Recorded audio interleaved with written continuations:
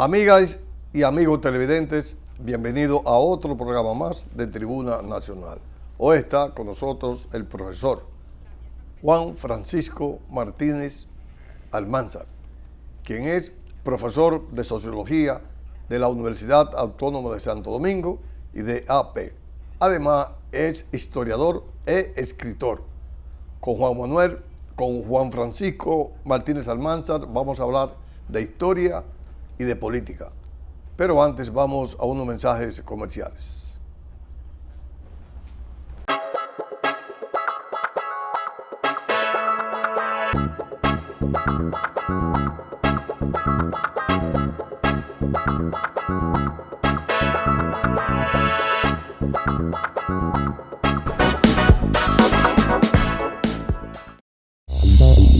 El conocimiento es la base para asumir el futuro con éxito. UTESA, universidad de prestigio con altos estándares académicos para que tu desarrollo sea constante, pone en tus manos las herramientas para tener una visión global y actualizada orientada a la certera toma de grandes decisiones. Un objetivo: formar líderes especializados y capaces, porque saber es vivir.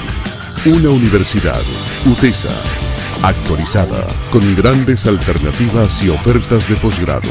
UTESA. ¿Qué nos hace grandes?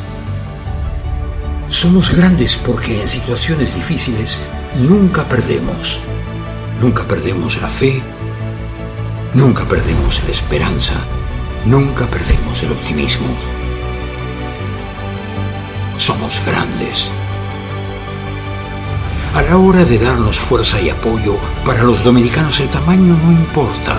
Aquí todos somos gigantes cuando nos toca ser solidarios. Nos hacen grandes nuestras tradiciones. Nos hace grandes nuestra capacidad de amar y sorprender, reír y llorar. De celebrar nuestros triunfos, nuestras luchas y nuestros sueños.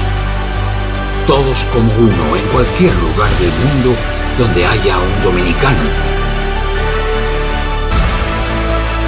Y saber que cuento con un hermano donde sea que otro se encuentre, aunque nos separen océanos y continentes. Esto que vive en cada dominicano nos motiva, nos empuja, nos inspira y nos sostiene. Por eso vamos a vencer y salir adelante, más fuertes, más agradecidos y mejores. Este es el momento donde los dominicanos vamos a mostrar por qué somos grandes. Cut Cotton te hace sentir bien y lucir mejor. Elaborado con las mejores telas del mercado que se ajustan a tu cuerpo y te hacen ver elegante. Cut Cotton en camisetas, camisillas y polos en blanco y colores para niños y caballeros, con tallas para niños desde 2 al 16 y los adultos desde small hasta XL. Búscalo en las principales tiendas del país. Cut Cotton es un producto de M. González y compañía.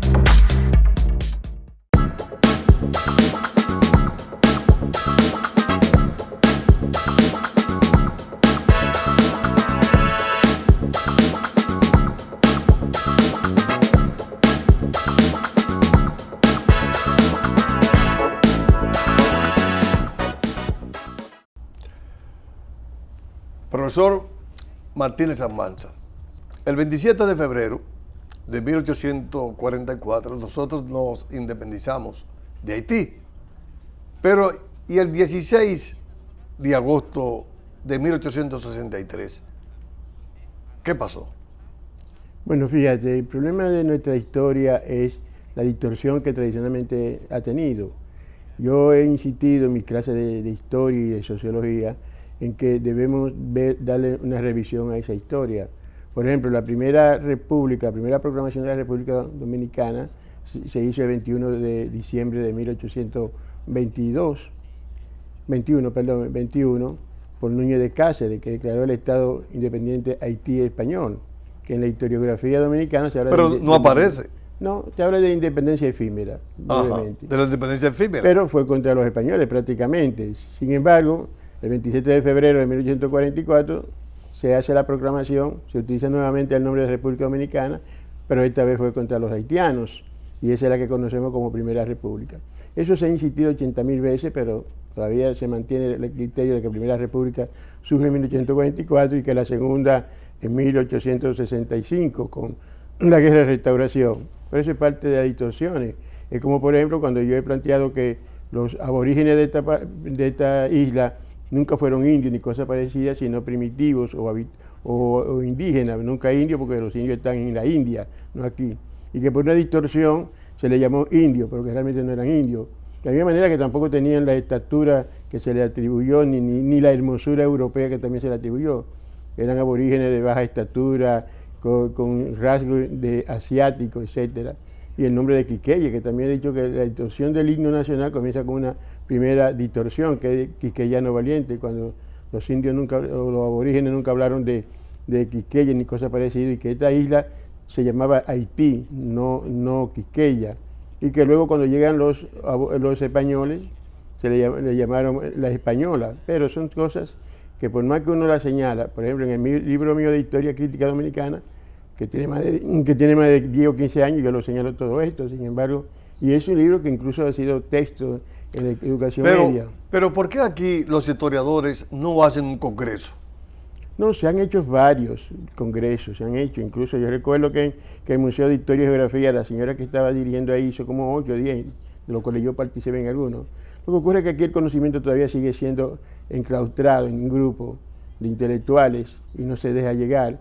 Además, que cuando algunos que otros profesores quieren decir las cosas como son, confrontan problemas. Yo recuerdo que una vez... ¿Pero problema cómo? Problemas con los padres, con problemas con el sistema mismo, con la dirección de los colegios. Yo recuerdo siempre en el 88, cuando a raíz de yo publiqué el libro de Enriquillo, que yo fui a dar una charla en San Juan de la Maguana, ante más de 100 y pico de profesores, y se indignaron y que querían... No, pero además tú tuviste una polémica en la televisión con Euclides Gutiérrez Félix. Con varios profesores. Pero tuviste una polémica en un programa que hizo Freddy Verasoy. Sí. No, y en Estados Unidos también, en varios lugares, también hubo polémica. Pero aquí, yo te digo, aquí en San Juan, trataban hasta de lincharme los profesores, porque ellos decían que yo era anti-indígena y todo eso. Pero ahí están los documentos, yo cito, pero ninguno había leído. Porque es más fácil tú repetir las cosas que leerlas, que investigarlas. Y lamentablemente aquí tenemos ese problema. ¿Tú sabes que en San Juan habitaban muchos indios? ¿En dónde? En San Juan. Bueno, los aborígenes habitaban en diferentes lugares, no mucho, pero lo que pasa es un problema ideológico, no de cantidad, sino de ideología. Recuérdate que San Juan fue borrado de la isla en 1605-6, fue borrado de la isla y reconstruido ya en el siglo XVIII y XIX. Pero es la mentalidad. Recuérdate que ese prejuicio que tenemos, que mientras más oscura tenemos la piel, más racistas somos. El racismo muchas veces no es de los que tienen la piel blanca, sino de los que tienen la piel oscura, porque también es parte de esa ideología.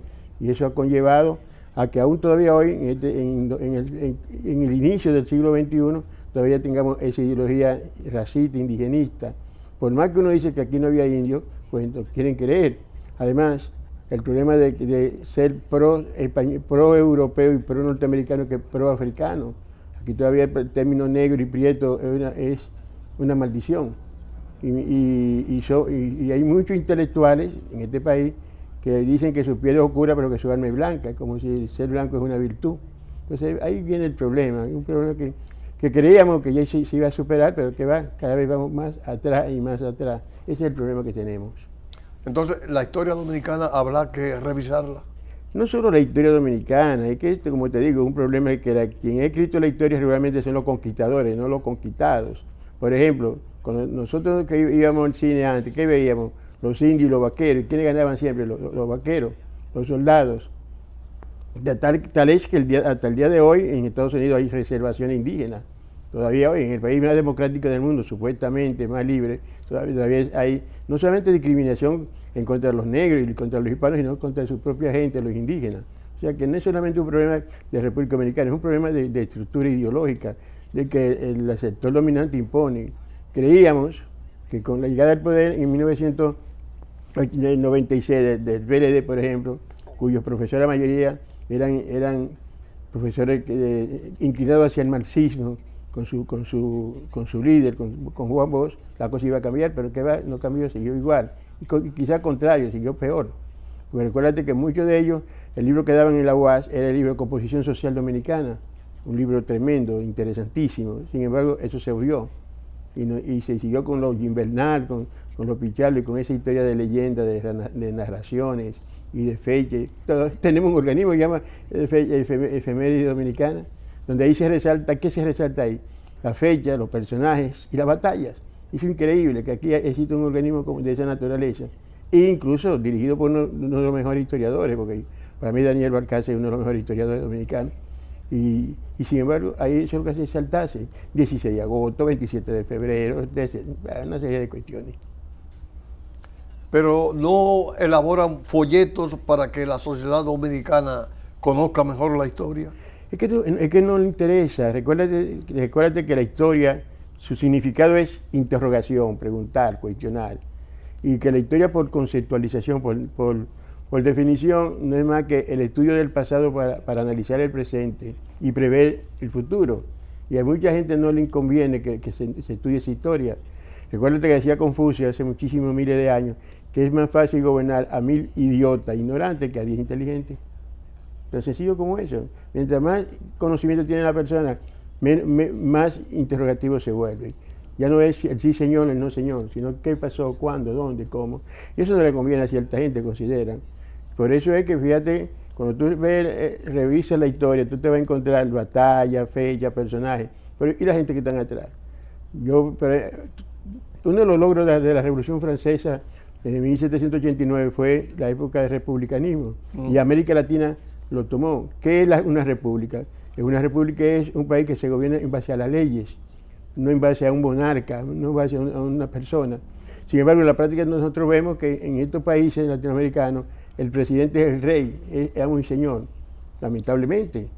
Por ejemplo, hoy tenemos a Danilo, que ya se fue, pero ya mañana vamos a tener, desde ayer, 23, tenemos ya a Abinader, que es el que ha recibido un mandato para ejecutar los mandamientos del Poder Legislativo. Sin embargo, pronto ya lo tienen ya como un monarca, cuando realmente la Constitución consagra que el primer poder del Estado no es el Ejecutivo, es el Legislativo. Sin embargo, eso es teórico. En la práctica, el primer poder del Estado es el Ejecutivo. Y cuidado que puede ser otro más. Todavía a mí me da la impresión de que estamos todavía en el periodo de la Guerra Fría, con la cuestión de los militares. El militarismo aquí todavía está presente. Tú no sabes cuánto gana realmente un general, un coronel.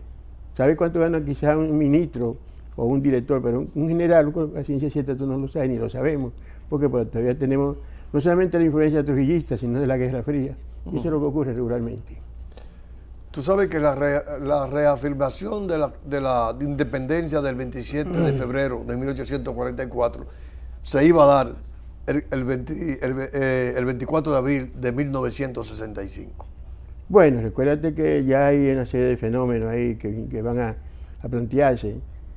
Sobre la Revolución de Abril se ha hablado mucho y se ha escrito mucho. Yo tengo también un libro de eso. Y todavía hay muchas cosas por escribir. Pero recuérdate que el 24 de abril de 1965 fue el producto de una incomprensión dentro de los mismos militares.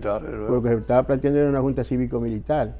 Lo que ocurrió fue la inconformidad que se produjo el sábado en la noche entre el poderoso San Isidro de aquel entonces y el campamento 16 de agosto. Y ese conflicto entre los militares fue lo que dio lugar a la revolución. Nunca se me olvida ese domingo 25 de abril, cuando yo era canillista, que era vendedor de periódicos en la Amado García Guerrero, esquina Duarte, cuando comenzó el reparto de armas. Yo tenía unos 14 años, creo que 14 o 15 años, y vi cómo comenzaron a repartir armas. Y te digo que la mayoría de los que tomaron armas, donde yo... Pero luego se convirtió en una guerra patria. Bueno, a partir de la intervención norteamericana. A partir de la intervención militar norteamericana. Bueno, ha habido diferentes denominaciones: guerra patria, revolución de abril, revuelta. Yo prefiero llamarla revolución porque para mí fue una revolución, aunque si fuera del contexto de lo que significa una revolución.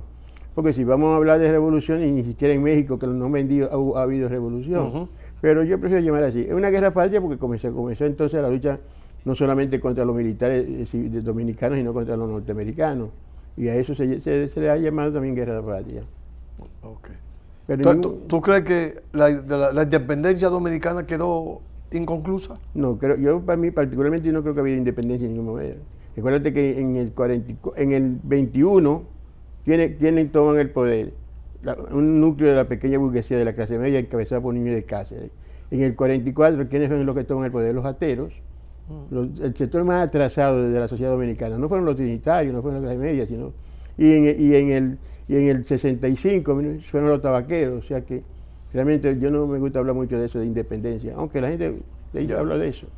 Profesor Martínez Almanzar y amigos televidentes, vamos a unos mensajes comerciales para luego seguir con esta interesante entrevista con el profesor e historiador Juan Francisco Martínez Almanzar.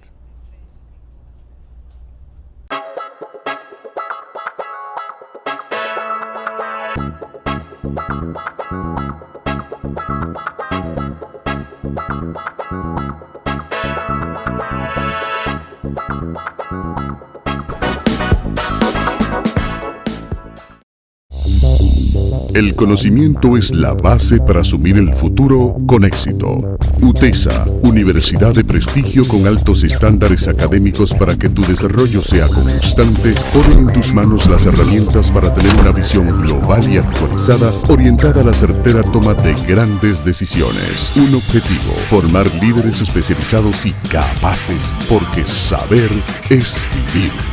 Una universidad, UTESA, actualizada, con grandes alternativas y ofertas de posgrado. UTESA. ¿Qué nos hace grandes? Somos grandes porque en situaciones difíciles nunca perdemos. Nunca perdemos la fe, nunca perdemos la esperanza, nunca perdemos el optimismo. Somos grandes. A la hora de darnos fuerza y apoyo, para los dominicanos el tamaño no importa. Aquí todos somos gigantes cuando nos toca ser solidarios. Nos hacen grandes nuestras tradiciones. Nos hace grandes nuestra capacidad de amar y sorprender, reír y llorar. De celebrar nuestros triunfos, nuestras luchas y nuestros sueños. Todos como uno en cualquier lugar del mundo donde haya un dominicano. Y saber que cuento con un hermano donde sea que otro se encuentre, aunque nos separen océanos y continentes.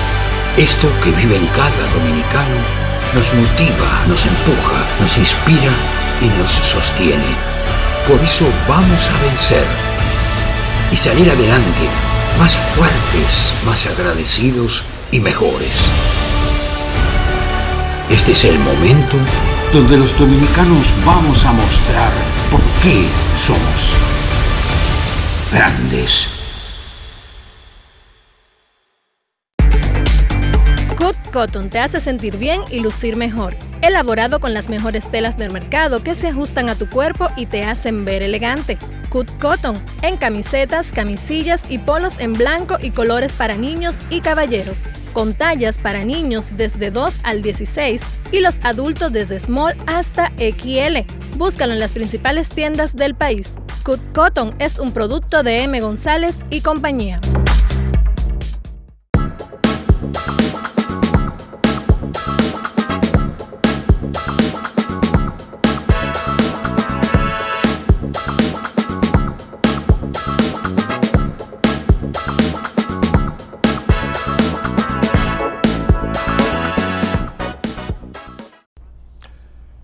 Profesor Juan Francisco, tenemos nuevo gobierno.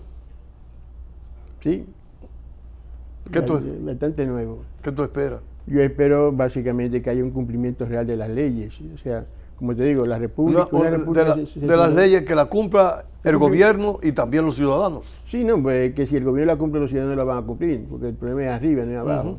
Fíjate que cuando vamos a otros países somos muy cumplidores de la ley, pero cuando estamos aquí no la cumplimos. ¿Por qué? Porque si tú te parqueas mal, yo me voy a parquear mal, etcétera.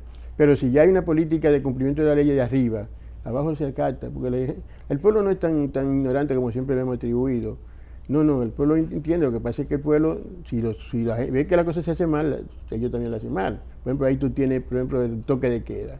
El problema son los barrios, ¿no? El problema son la gente que dirigen el toque de queda, que agarran a uno y dejan a otros, que hay una serie de permisos innecesarios. Y entonces la gente anda en la calle y tú dices, ¿por qué yo no voy a andar si los otros andan? Entonces, el problema está arriba, no es abajo. Si la ley, lo de arriba lo cumplen, los de abajo lo van a cumplir también. Entonces, yo espero de este gobierno que realmente haya eso, un cumplimiento de las leyes y que todos nos ajustemos a los mandamientos. Eso es lo que yo espero, porque yo creo realmente en eso. Bueno, por eso también estudié Derecho, porque creía en las leyes, si no, no hubiera estudiado Derecho. Entonces, para mí es fundamental. Yo como no tengo tanta expectativa, como quizás tengan otros tanto, espero que este gobierno sea mejor, eso es la esperanza. Pero vamos a ver, comienza el gobierno ya hoy, ya mañana lunes, hoy seguramente y todo eso. Bueno, entonces yo espero que sí haya ese cumplimiento de la ley y que todo se rija por ese mandato. Recuerdo siempre en 1978 que teníamos un gobierno de Antonio Guzmán encabezado por la Universidad Católica Madre Maestra. Creo que vuelve a repetirse la historia prácticamente después de tantos años, pero eso no sería el problema. El problema es que cada quien cumpla con sus deberes y con sus obligaciones y con la Constitución. Pero hasta ahora mismo la población está conforme con la conformación del gobierno de Luis Abinader, con los funcionarios hasta ahora. Sí, estamos. Son jóvenes. Son jóvenes. La mayoría son preparados, la mayoría con cierta posición económica estable, que no debe ser problema para la corrupción, que ha sido una de las grandes manchas que tuvo el gobierno de Danilo, aunque él diga que no, como ocurrió en Neiva, que Neiva dijo él que estaba muy conforme con su mandato. El deber cumplido. El deber cumplido, pero ¿por qué no convocó una rueda de prensa y ahí lo dije y escuchar las tantas inquietudes que teníamos o que tenemos todavía sobre ese gobierno? Sin embargo, él hizo ni siquiera un mea culpa hizo, dice que él cumplió con lo que había prometido. Se habló mucho del nepotismo en el gobierno de Danilo Medina. Pero eso en estos países subdesarrollados, mi amigo Cueva, eso es inevitable. Incluso yo estoy observando ya en este mismo gobierno que se inicia cierto nepotismo. Pero tú dirás, pero bueno, es que si mi hija es preparada y capacitada y yo estoy mandando, yo debo ingresarla. ¿Te refieres a la hija de la diva? Me refiero a varios casos, sí, ese en particular. Pero ella es lo que va como viceministra. Y el caso del hermano de Alejandro, de la hija de la alcaldesa, que lo que hizo ahí en el zoológico viejo. Pero que se nombró asesor, honorífico. Pero honorífico no fue... Sí, pero el problema no es que sea honorífico, no, el problema es que no actúes fuera de la ley y de los mandatos. Pero eso es parte de esa estructura subdesarrollada y atrasada que tenemos, de que llegaste tú, por ejemplo, una de las prácticas común y corriente es que si nombran a un amigo tuyo, tú lo felicitas inmediatamente. En vez de esperar que él termine su gestión, entonces felicitarlo. Ahora se felicita. Oye, cuando a ti te nombran un cargo de esos relevantes, es un problema que te están buscando. Si tú vas a actuar seriamente, no es para darte la pena. Sin embargo, aquí la costumbre es tú felicitarlo y ponerte a la orden. Lo que ¿Tú crees que si aquí un gobierno no es corrupto, podía resolver los problemas que gravitan en la sociedad dominicana? Pero claro que sí, es un problema educacional, yo lo he dicho, no un problema de arbitrariedad ni nada. Por ejemplo, es un problema de educación.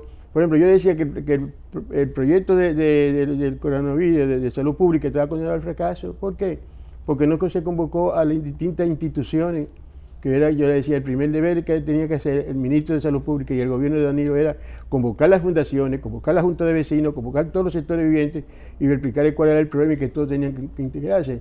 Por ejemplo, en Nagua yo he visto con mucha satisfacción y consta que yo llevo 11 años dando clases en Nagua. ¿Qué hizo el síndico de Nagua? Convocó a todos los sectores. Y en Nagua la gran mayoría, para no decir todo, están de acuerdo con el cierre de 24 horas los fines de semana y el cierre a las 2 de la tarde, pero todos se comprometieron. Cuando tú convocas a la gente de tu sector, se siente bien. El gobierno de Danilo fue excluyente. Sumamente excluyente, incluyendo a la comenzando un gobierno con una crisis sanitaria, deja fuera al Colegio Médico Dominicano, que era el primero que tenía que estar... lógico, porque es uno de los rectores de la salud del país.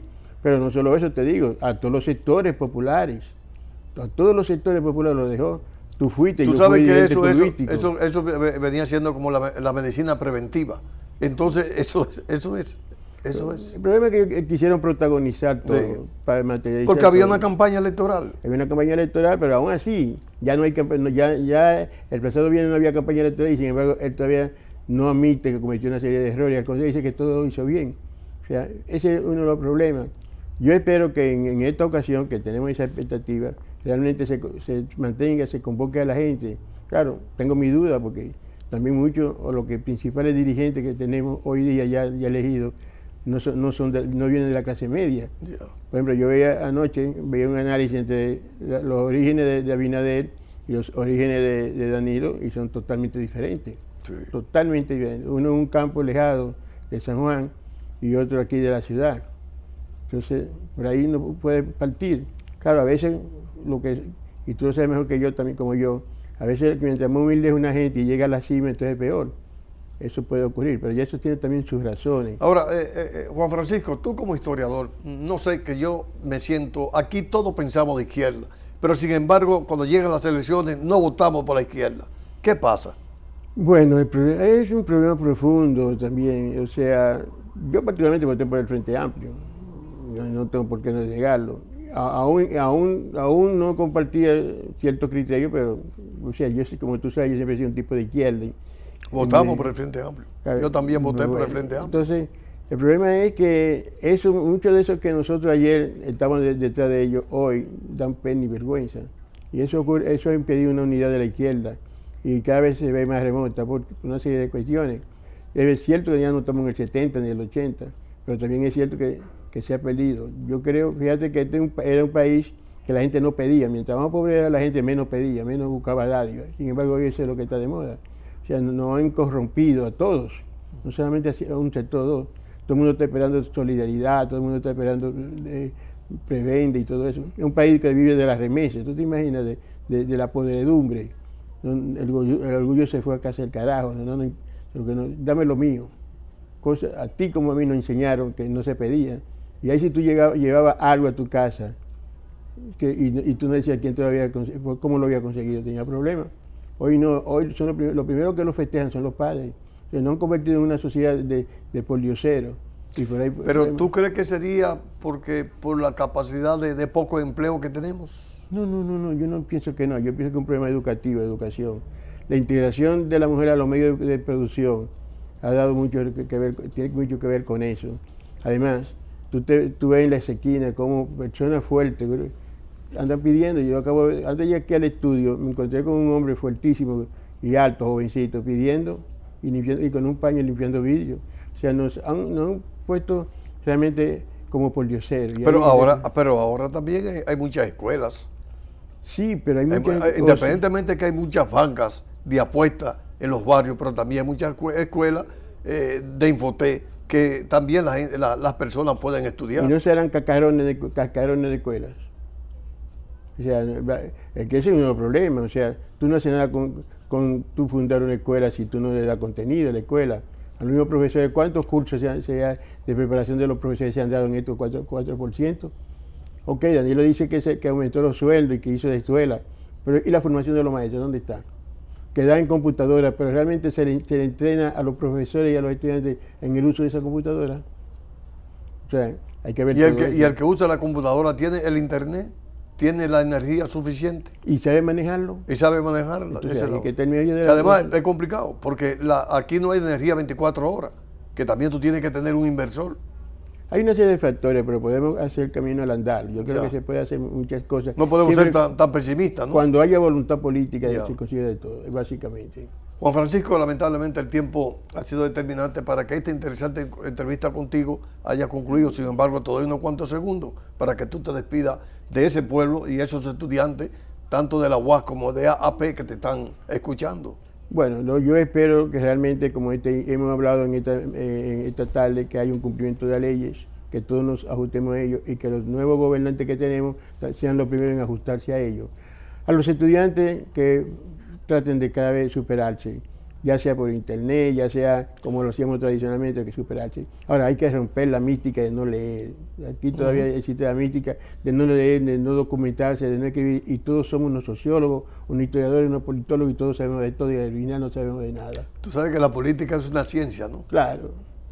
Decía Bosch que una de las mejores ciencias, que era Ya. una de las mejores ciencias que había, decía Juan Bosch en aquella época. Ya. Me gustaría saber si Juan Bosch sostendría hoy vivo ese criterio. Ya. Porque la política hoy día es un negocio. Como Ya. por ejemplo en la escuela, cada vez que a mí me dicen que los estudiantes son clientes y que nosotros somos los comerciantes, los profesores, eso me sube y me baja. Ya. Pues, y eso se está planteando. o Pero sea, tú tienes vocación. bueno, ¿tú son tienes 45 o vocación? 50 años en esto, El profesor tiene que tener vocación. lógicamente. Ya. O sea, no todo el mundo puede enseñar. Eso mismo. Amigas y amigos televidentes, hoy estuvo con nosotros el profesor Juan Francisco Martínez Sanmalza, quien es profesor de sociología e historiador. Como siempre, nosotros les damos las gracias y yo espero que estén conmigo en otro programa más de Tribuna Nacional.